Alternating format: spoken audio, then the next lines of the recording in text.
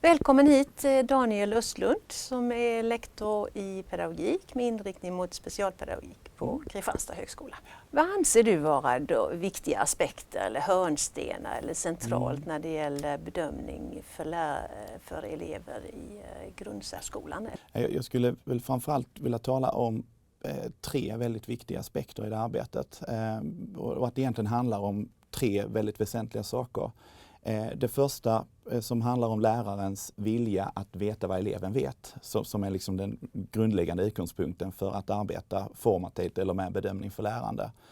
Sen de andra aspekterna handlar väldigt mycket om att skapa goda relationer till eleverna, det vill säga att involvera eleverna i lärandet och att eleverna ger eleverna tillgång till sin egen lärprocess.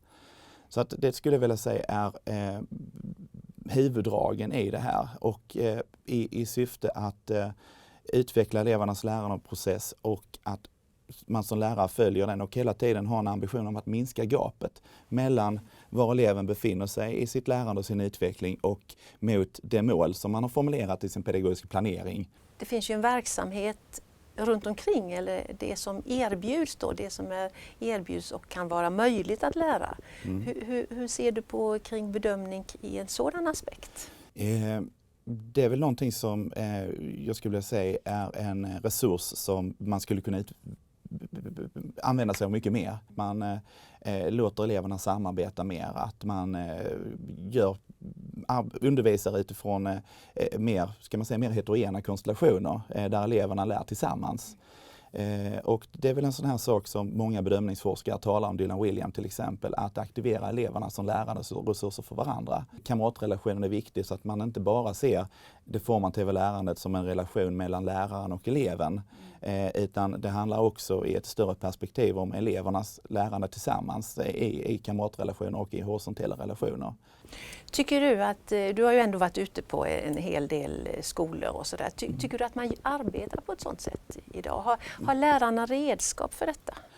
Det som vi har kunnat se på en del skolor som utvecklingsområde, det är framförallt hur man arbetar med feedbacken till exempel. Och där man ibland tenderar att feedbacken blir ganska personorienterad. Det vill säga blir det här med vad duktig du är, vad bra gjort. Alltså man har ett väldigt positivt förhållningssätt till eleverna.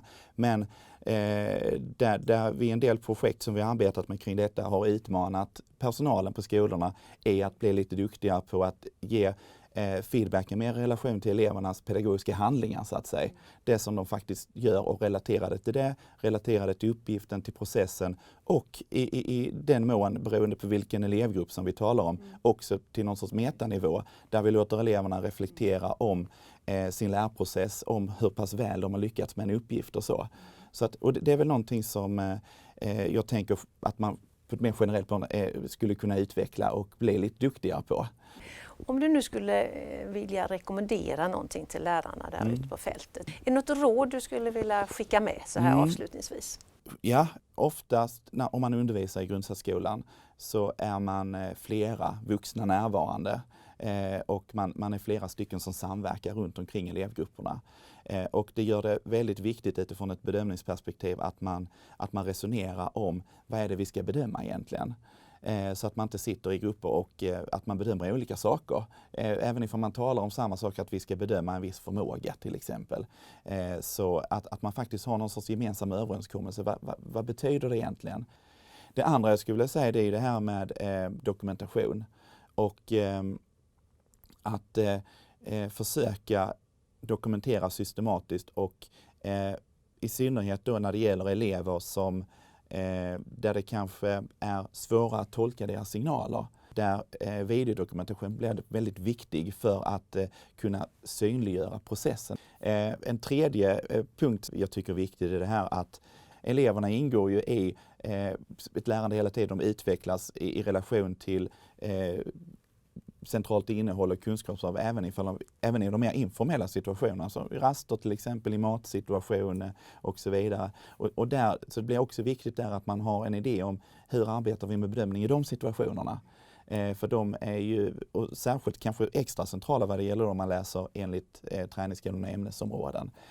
där den typen av situationer på ett väldigt bra sätt knyter an till innehållet i kursplanerna så att säga. Mer informella situationer. Så där, och i de situationer har som idé att eleven hela tiden ska vara en aktör och liksom ett subjekt. Det skulle jag vilja säga den viktigaste saken. Subjekt i sitt eget liv. Ja, mycket viktigt. Tack så mycket Daniel för detta värdefulla samtal. Ja, tack själv Ulla, det var trevligt. Tack så mycket.